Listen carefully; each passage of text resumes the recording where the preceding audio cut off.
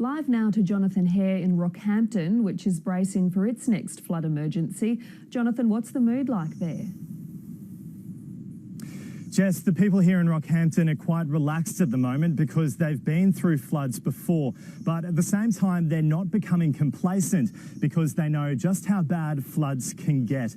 Many residents here have started their preparations as the water level in the Fitzroy River starts to rise ahead of its expected peak on Wednesday. And how high will the Fitzroy River get?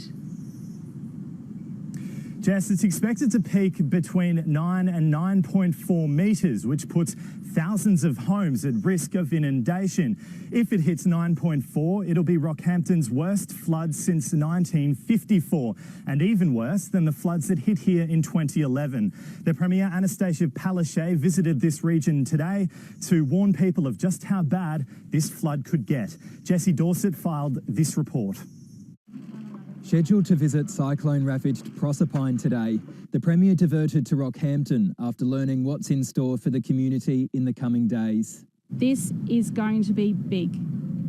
Some people living in this town have not seen a flood of this magnitude because the last time was in 1954. The Fitzroy River is predicted to peak at about 9.4 metres on Wednesday.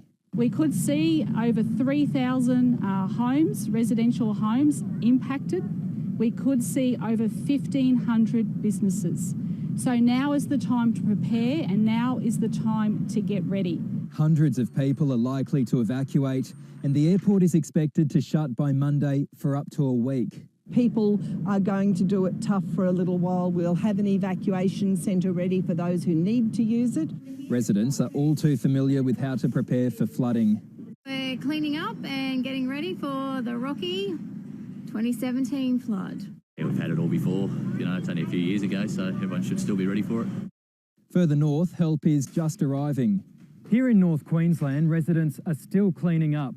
This is one of the hardest hit communities in the Whitsundays, Wilson Beach. The storm surge was more devastating than the winds. This whole area was submerged.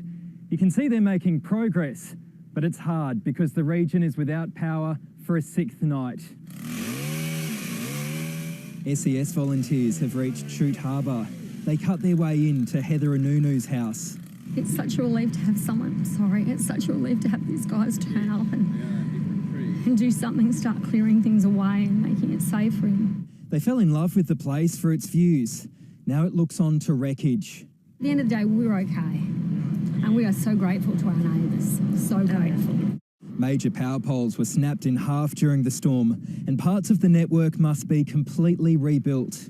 Ergon's working as hard as they possibly can and they'll be putting on power as quick as they can. Spirits lifted when tap water started flowing to most of Airlie Beach late yesterday, but with no power, ice is in demand. People have just been coming up and they'll be grabbing 2-3 bags, however many they need.